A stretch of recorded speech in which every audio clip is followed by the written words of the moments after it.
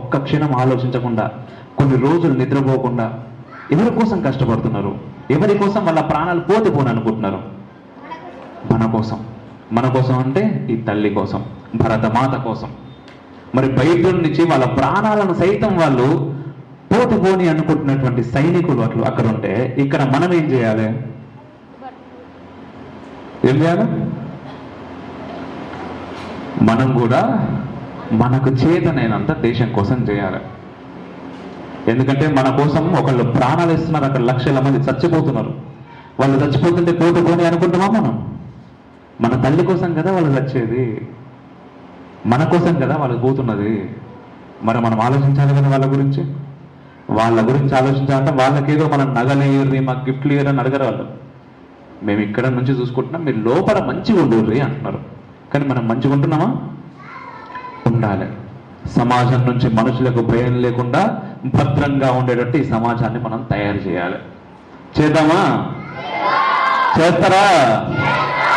మీ చేతుల్లోనే ఉన్నది ఏం చేసినా కూడా. అట్లనే ఇది ఒకటి కదా, రెండు చెప్తాను కదా, ఇంకోటి చెప్తా. ఇంకోటి ఏంటంటే అంటే, నాకు తెలిసిన వాళ్ళు, చాలా బాగా తెలిసిన వాళ్ళు, ఒక భార్యాభర్తలు ఇద్దరు కొత్తగా పెళ్ళి అంటే ఏంటి, పెళ్ళి ఒక సంవత్సరం అట్లా అయింది. వైఫ్, ఆమె భార్య ప్రెగ్నెంట్ 8.5 నెలలు. అయితే వాళ్ళకి ఏమైంది అంటే, అక్కడ ఒక లెటర్ వచ్చింది వాళ్ళ ఇంటికి. ఆ టైంలో లెటర్ రాగానే ఆయన ఓపెన్ చేసి చూసిండు. ఆయన వశమైతే లేదు, ఎందుకంటే వాళ్ళకి ఎవరు లేరు, పాపం భార్యాభర్త ఇద్దరే ఉంటారు. భార్యాభర్త ఇద్దరే ఉన్నప్పుడు, భర్త నీళ్ళు పోసుకొని ఉన్నప్పుడు, భర్తకు ఎట్లుంటుంది? భార్య నీళ్ళు పోసుకొని ఉన్నప్పుడు జాగ్రత్తగా చూసుకోవాలి భార్యను. ఎవరు లేరు మనకు, నేనే ఉండాలి, నేను ఎటు బయటకు పోవద్దు అని అనిపిస్తుందా? అనిపించదా? అట్లా అనిపించినప్పుడు లెటర్ రాగానే అది చూసి ఆయన ఏడ్ చేస్తున్నాడు.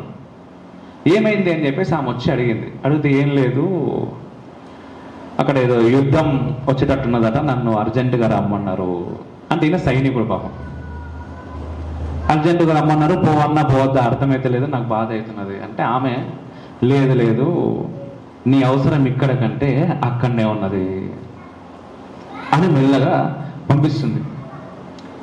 అవసరం అక్కడ ఎందుకు ఉన్నది? ఇప్పుడు ఈమెకు అవసరమా, దేశానికి అవసరమా? దేశం అంటే ఎవరు? మళ్ళా మనమే. మన కోసము ఆమె కడుపుతో ఉన్న 9 నెలలు అయినా, ఎప్పుడు లోపల నుంచి బాబో పాపను ఎవరు కొడుతారో తెలియకుండా, ఇవేం ఆలోచించకుండా, బాబా నీ అవసరం ఇక్కడ లేదు, పో, ఈ తల్లికి కావాలి నువ్వు అని చెప్పి పంపిస్తుంది. పంపించుకుంటే ఏమన్నదంటే, పోయిరా బావా పోయిరా, తల్లి భారతి సేవ చేసి నువ్వురా, పోయిరా బావా పోయిరా. మరి నువ్వు పోతే నేను ఒక్కదాన్నే ఉన్నా అనుకుంటావు కదా నువ్వు బావా. ఒంటిగున్నానని బాధపడమాకయ్యా, సంటోడు లోపల గడబడ చేస్తాండు. ఎవరు? ఒంటిగున్నానని బాధపడమాకయ్యా, సంటోడు లోపల గడబడ చేస్తాండు. సూర్య చంద్రులు రెండు నిన్ను నన్ను ఎప్పుడు ఒకటే కప్పు కింద కలిపించుతారయ్యా, పోయిరా బావా పోయిరా, తల్లి భారతి సేవ చేసి నువ్వురా, పోయిరా బావా పోయిరా అని పంపుతున్నదా. బావా నేను ఒక్కదాన్ని ఉంటా అనుకోకు, నీ అంశం ఉన్నది కదా లోపల నా కడుపులా, వాడు నాకు తోడు ఉంటాడు. ఇక నువ్వు నేను దూరం ఉన్నాను కూడా అనుకోకు, ఎందుకంటే పొద్దుగాల సూర్యుడు నీకు కనబడతాడు, నాకు కనబడతాడు. రాత్రి అయితే చంద్రుడు కూడా నీకు కనబడతాడు, నాకు కనబడతాడు. మనం ఒకటే దాని కింద ఉన్నాం, అంత దూరం ఏముంటామో. నువ్వు దేశం కోసం అని పోయిన తర్వాత పాపం అనేది పాపం ఏమైందంటే, చనిపోయిండు ఆయన. లెటర్ కూడా రాసిండు ఈవిడకి. అట్లా ఎంతోమంది ఎంతోమంది చనిపోయిన తర్వాత మిలిటరీ వాళ్ళు తీసుకొస్తారు కదా అడ్రస్ అది ఇది, ఎందుకంటే శవం కూడా దొరకలేదు ఆయన. అవన్నీ తీసుకొచ్చిన తర్వాత ఈవిడకి ఇచ్చినప్పుడు ఆల్రెడీ బాబు పుట్టిండు. అప్పటికి 5 months అవుతుంది, బాబు పుట్టాడు. ఆ జీప్ చూస్తే ఇవి అనుకుంటుంది ఏంటంటే, ఆయనే వస్తున్నాడు అని ఒక ఫీలింగ్ ఉంటుంది కదా. ఇప్పుడున్నటువంటి ఇన్ని ఫోన్లు లేవు, అప్పుడు అది లెటర్లో యుగం అన్నట్టు. మీరు కొట్టలేదు ఇంకా, అప్పటికి నేను కొట్టినా. వాళ్ళు వచ్చేసరికి ఆయన డ్రెస్ తీసుకొచ్చి ఇచ్చేసరికి మీకు విషయం అర్థమైంది. విషయం అర్థమై ఆ డ్రెస్ పట్టుకొని లోపల బాబు ఉన్నాడు, బాబు దగ్గర బాబుతోటి చేయి ముట్టించి ఆయన ఫోటో ఉంటుంది కదా, ఆ ఫోటో ముందు నిలబడి బాధపడకు బావా బాధపడవాకు,